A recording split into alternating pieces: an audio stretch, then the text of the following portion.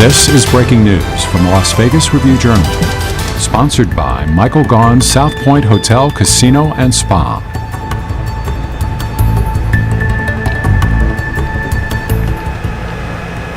Good afternoon, everyone. I'm Jen Ah with the Las Vegas Review-Journal, bringing you some breaking news today. We're getting ready to take you live to a news conference for the launch of a campaign that encourages more of the African American community to get the COVID-19 vaccine.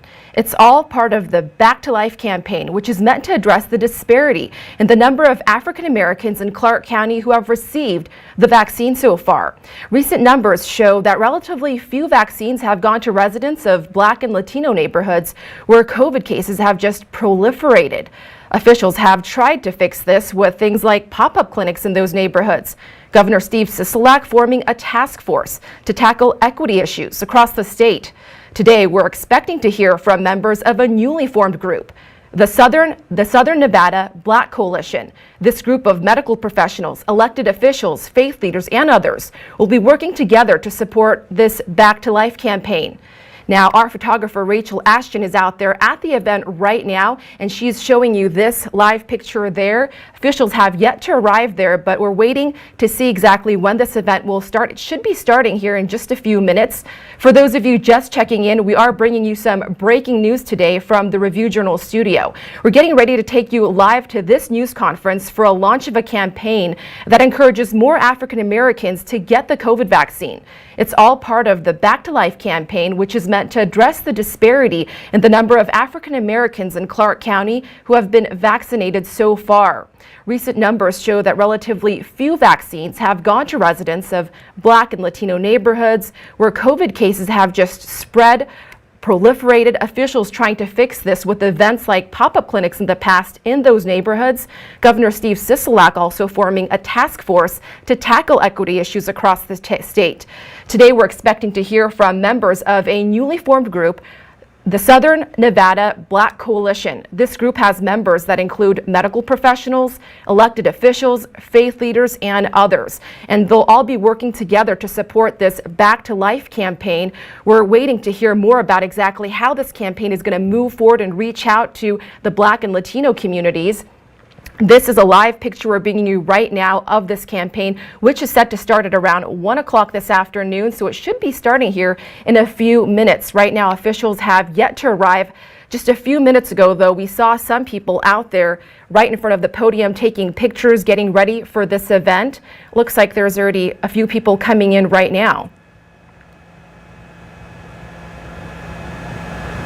As you can see, the sign says, "Take your shot." It's really encouraging those within the African American community to get vaccinated. Governor Steve Sisolak has in the past also issued pop-up clinics to help promote this cause. Today, we're going to be talking about a new coalition that is going to push this. Oh, it looks like the event is just about to start. Let's take a listen. I just want everybody to know everything's safe in here for 24 hours. 24 hours. It lasts 24 hours, 1 year, or 5 years. This one is 24 hours. Okay. So no COVID, no nothing.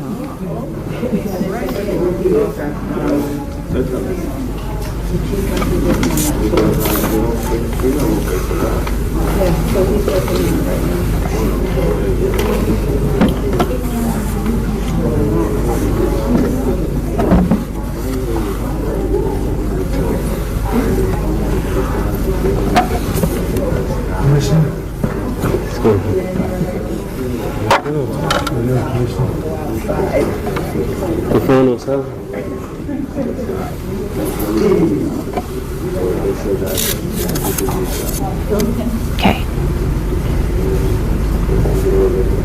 Hello, if you're just joining us right now, we're showing you this campaign to encourage more Black people to get shots, along with those of the Latino community as well, we're thinking. This campaign is really to encourage more of the minority community to get vaccinated. Many of them have not been vaccinated compared to those of white and Asian communities. It looks like there is someone at the podium here getting ready to speak. Let's take a listen. Positive COVID ID cases, as well as hospitalizations and deaths in our community. But we're working on increasing our COVID-19 vaccination rates among all racial and ethnic groups, and we're making some progress. We've created this campaign to boost awareness within the local African American community about the importance of getting vaccinated, and we want to eliminate any barriers or access to the vaccinations as well. The name of our campaign says it all. Let's get back to life. Whether it's work, spending time with our family, enjoying local restaurants and retail stores, we want to return to our normal course of action in our everyday lives. In addition to billboards and PSAs, our campaign will include community events in our neighborhoods that have endured a high number of COVID cases. We will be utilizing grassroots outreach to many of our community partners to make sure that we get the message out, in addition to social media outreach as well. I'm excited to be a part of this effort to raise awareness, rebuild our community and our economy, and ultimately get back to life. This afternoon, you'll be hearing from some of our community leaders who have been on the front lines of this fight against COVID-19, including Carol Washington, a local business owner and COVID-19 survivor. Following Carla's remarks, we'll show you 2 examples of the PSAs that we've created to promote our campaign materials. Then we'll take a few questions, and it is my pleasure to introduce to the mic, who actually, she needs no introduction, our chairwoman, Marilyn Kirkpatrick. Thank you, and thank you, Commissioner McCurdy. Today is really an exciting day to be here. All of you know we've been here for over a year, trying to get back to life, get back to everything that we know and love about our community, and our community has been great up until this point, right? We've asked our community last year to get tested, to practice safe social distancing, washing your hands, all of those things in order to help keep the spread of the virus down, and we have done a phenomenal job. Even today, we are at 5% of our folks are tested positively, so that is great. From the 22% we were seeing in the end of last year, but we are not done yet, and there is a light at the end of the tunnel, but we have a little more work to do. So I proudly stand here with all of my colleagues from the city, the county, the health district, to launch this initiative to remind people that I need you to do one more thing for me, and I need you to get out and get vaxxed.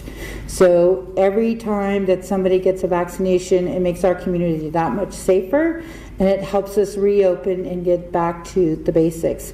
So with that, stand ready to support and to help any barriers. We are fortunate that Uber has stepped up in our top 10 zip codes. They will provide transportation to folks to come and get their vaccination. We have tons of appointments available this entire week and every week after that, so we encourage you all to get to do your part in our community to help us get back to where we'd all like to be. So with no further ado, the man that has led us through this entire pandemic and who's well deserving of all the credit of us supporting him to keep our community where we've been is Dr. Lagun. Thank you, Commissioner. Good afternoon. My name is Fermin Legan. I'm the District Health Officer for the Southern Nevada Health District. And I want to say that we are very pleased to be part of this campaign, Back to Life initiative. And really, I'm very excited because I really want to go back to life. And I'm sure that everybody wants. So we are looking at, hopefully, we're pushing for the summer to be relatively free from this. I wouldn't say 100% free, but close to that. But in order to get there, we need to do a lot of work, and we need to get a lot of support from our community. There are many things that we want to do, and we try from our organization or the county and local governments. But at this point, really the most important thing that we could achieve is having a strong support from community-based organizations and people who are very close to our community, closer than we actually are. So people who are recognized and admired within our community. I would have to say that in Clark County, so far we have administered more than 790,000 doses of vaccines across the county. But when we look at the African American community, what we see is a huge disparity. African Americans in Clark County represent about 12% of the population. But when we look at the vaccines that have been administered here, we only see a penetration of about 6-7%. So it means that it's almost half of what we should expect at this point. We are confident that once vaccine eligibility is open across the age groups and the occupations, like right now is just going through the casino, resort industry, hospitality, and it's almost at the end of all those priority lanes, we should be able to, in a more effective way, really reach out to this community. But again, we will need a lot of support and a lot of help from those who are closer to our community. The commissioner already mentioned the positivity rate in Clark County. Back in December, it was about 22%. So basically, 1 out of 5 persons who were tested at the time was being identified as positive. Today is just less than 1 out of 20 people who are tested. That's great because it means that transmission of the virus has decreased in this community in a very significant way. We, unfortunately, in Clark County already lost more than 4,000 lives. And it has a huge impact in our community. Almost everybody in this room can relate to somebody who lost his or her life. So that's something that we have to suffer all this year. The same with the children, and a full year out of the school. We don't know what will be the long-term impact of that 1 year of absence, but it's something that is very concerning, and that's why we really are asking your help so we can bring this campaign across the community. To the African American community, we have to make a lot of effort, a lot of work there, but also across the whole community. The last thing I want to say is that even once we are fully vaccinated, whether it is with 2 doses of Moderna or Pfizer or 1 dose of the Johnson & Johnson vaccine, still we need to keep using the mask when we go to public places like we're doing right now here, or also keeping the social distance.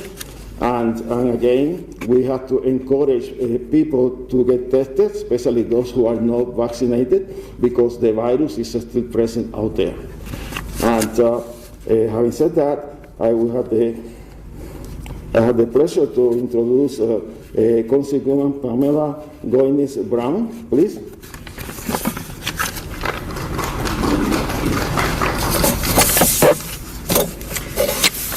Again, thank you for coming out this afternoon. The residents of North Las Vegas and surrounding communities like the historic West Side have seen some of the highest rates, sicknesses, hospitalization, and death due to this virus. At the same time, residents in these hardest hit neighborhoods have registered for the vaccine at a much lower rate than residents in other parts of the county. So it's a glaring disparity that we and our partners are working very, very hard to address. From the very beginning of the pandemic, the city of North Las Vegas has been focused on doing everything in our power to help constituents survive this pandemic. We have pumped almost every penny of our CARES money that we received directly back into the community to get people tested, to support struggling businesses, and to keep people in their houses and employed. This was not an accident. It was by design, to have the greatest impact possible in helping our constituents weather the impacts of this terrible virus. We are taking the same proactive approach with the vaccinations. To date, we have administered over 50,000 shots. Just today, we opened a new vaccination pod at CSN North Las Vegas campus, and we've been holding pop-up vaccination clinics at the Martin Luther King Senior Center, our neighborhood rec center, Rose Garden, and the Owen Senior Apartments, and other locations will be forthcoming this week. We also want to do everything we can to ensure residents in the communities most impacted get this vital protection. If there's one message I hope you can take away today and share with your audiences, is this: the COVID-19 vaccine is safe to get. I was extremely hesitant, I will say that. I received my vaccine, and I'm okay. So the more immunity we can create, the more lives we can save, and the faster we can open up our economy, save our small businesses, and get people back to work. We'll continue to work with our fantastic partners to spread the word and encourage and enable more people to get vaccinated. We're holding more registration events at neighborhood grocery stores and churches, and doing more pop-up vaccine sites like the ones I mentioned. We're also working with Congressman Horstman's office and our federal and state delegations to ensure that a fair share of vaccines come to Southern Nevada to support all the ways we are working to protect our community and those suffering the greatest impacts of COVID-19. So I'd like to thank Commissioner McCurdy for helping lead this effort with me. I also recognize Chairwoman Marilyn Kirkpatrick for her incredible leadership throughout the pandemic and her support in securing CARES dollars for the city to be able to continue with efforts like this. And Dr. Legan, I also want to say thank you to you and the Health District and all of those working in the back for this campaign and for undertaking these efforts.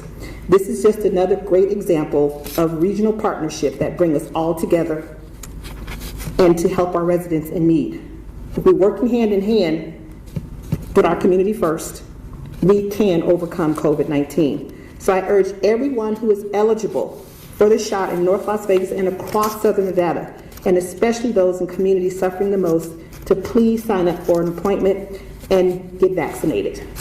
And at this time, I'd like to introduce to some, and those who already know, Carla Washington, local business owner and a COVID-19 survivor. Thank you. All right, that's pretty awesome.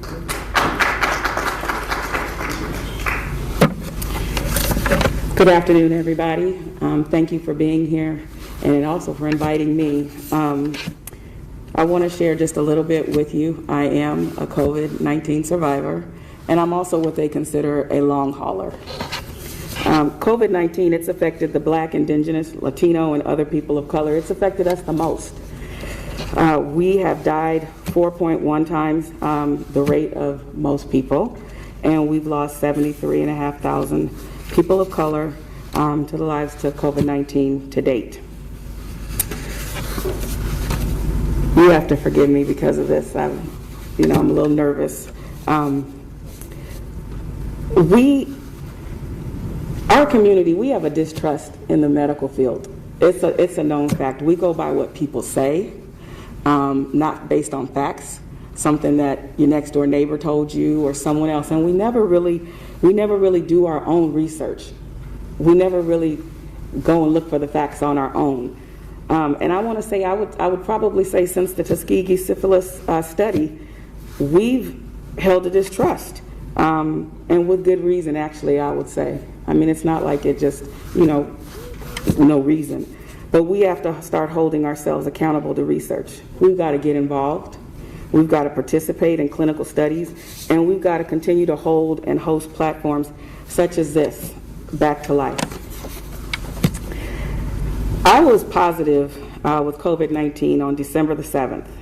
I was hospitalized twice, and I'm a single parent to a 15-year-old. My second visit to the hospital, I took a turn for the worst. My body was beat.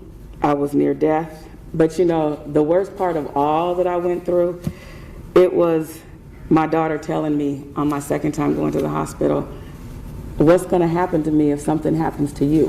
Who's going to take care of me? That's when COVID-19 became really real for me. It wasn't about being positive. It wasn't about not being able to breathe. It wasn't about the aching body, the bones, not being able to taste or smell. Well, actually, not being able to taste was very important. That really got to me, not being able to taste. And not being able to work. It was being quarantined and the fear of passing it on to my daughter and the fear of dying and leaving her worried. But I do have a village. I have a village that stepped in and they stepped up and they were there for her and they'll always be there for her. So her and I have worked on that. I've researched the COVID-19 vaccines and I'm encouraging you all to do the same. Google it. Ask people in the medical field. Really, Google it. They got a plethora of information. It's right there for you. Look up the common questions. Don't assume you know from hearsay. They probably heard it from somewhere else too. And it may or may not be accurate. And they have no facts themselves. I'm not going to take up a lot of you guys' time. I want to thank you for having me, but I want to end this with this. Wash your hands. Wash your hands more than you've ever washed them before.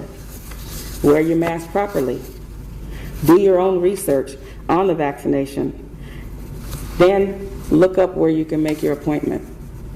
I did it and it was so easy. Fill out the information, give it to them, make your appointment. I'm waiting on my second one. Thank you all for having me.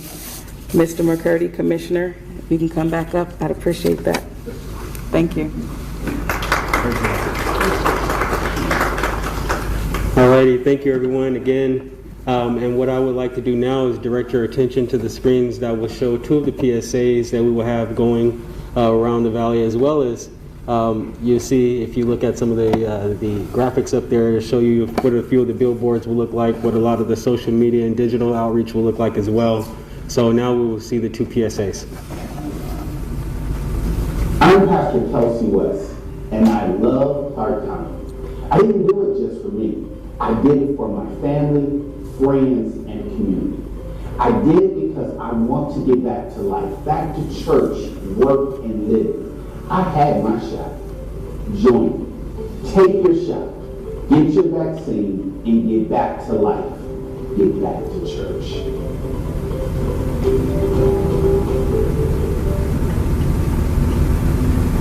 I am Nurse Jameson Holloway, and I love Clark County. I live here. My kids live here. I didn't just do it for me. I did it for my family, my friends, my community. I did it because I wanted to get back to life, back to work, play, and live. I got my shot. Join me. Take your shot. Get back to life. Get back to find out.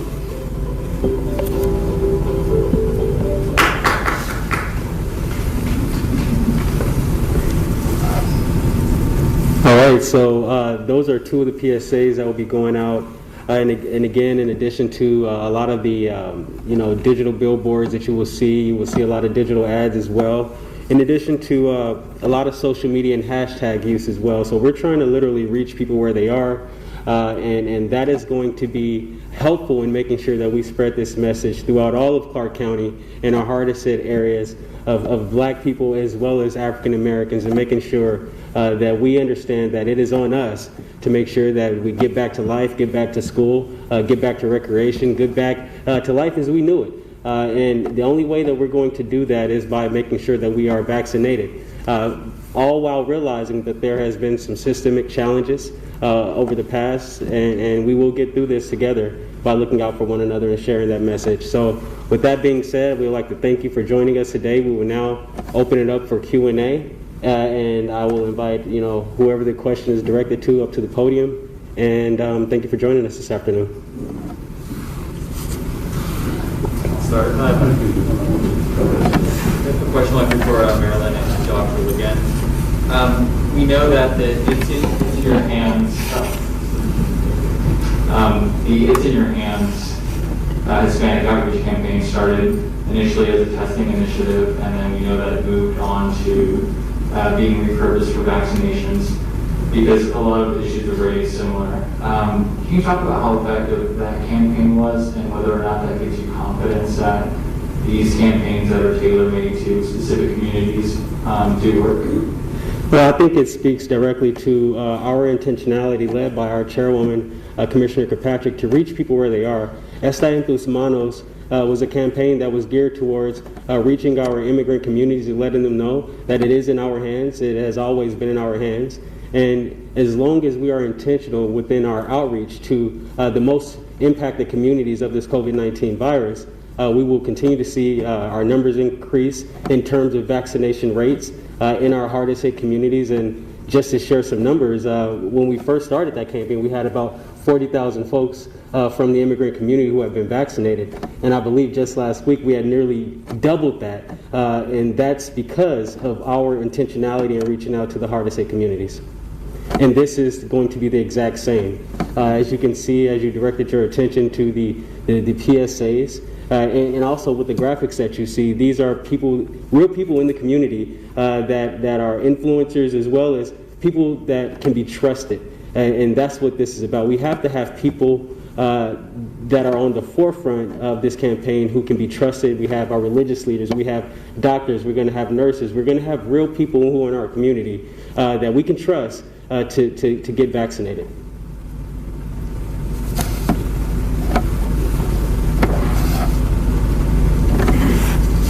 Thank you very much. A little earlier during the press conference, Dr. Legan, I believe you mentioned that there were, Commissioner Kirkpatrick, you mentioned there were a lot of appointments open right now available for slots to be filled up at our mass vaccination sites. This morning, a public relations professional here in Las Vegas tweeted that the health district needed 300 people between now and noon to show up at the convention center for a COVID-19 shot. First come, first served, no eligibility needed because the vaccine was expiring today. My question is, it appears there still is a surplus of appointments right now despite the opening up that happened recently of more groups. And I'm wondering if we are at this point of wasting vaccine doses simply because we have them, we're ready to put them in arms, but we're not getting the number of people that we need to come in. Is the county at this time considering forging ahead and opening up more vaccine eligibility tiers or buckets, so to speak, to get more people in those seats that want those vaccines and get those numbers up? Is that being considered at this time, or are we sticking steadfast to the governor's time? So here's what I would tell you. There's a state plan that we follow, and we have been working in conjunction with the state from day one on that plan. That plan varies across the state because every community is a little bit different. What I will tell you is we have had a very good rate of getting shots in arms, and we want to continue that rate of getting shots in arms as we move forward. So we will continue, as you heard from the governor's office, April 5th, we're going to be able to open to everybody. Currently 16 to 55, 16 to 64, able to, with underlying conditions, can go to their pharmacies. But we had set up a special line for hospitality because we know we have about 176,000 hospitality workers, so we wanted to give them the opportunity to get in and get out, and so that is why we had those 300 additional doses. But they were all used today, so once again the community comes together and we continue to get shots in arms. And you also see the effectiveness of social media. As soon as we, put the call to action out to the community, it's shared, a few dozen times, and next thing you know, we have those vaccinations into arms, and that's what we would like to continue to see. Any additional questions?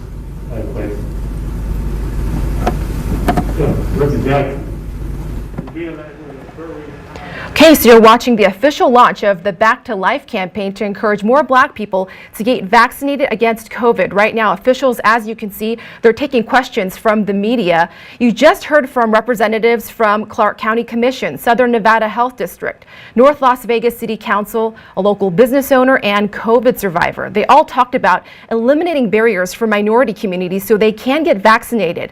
They also talked about hosting more events where there are a high number of COVID cases. They say their goal is to get back to life following the name of their campaign. And to promote this agenda, they'll be offering shots at more churches and grocery stores.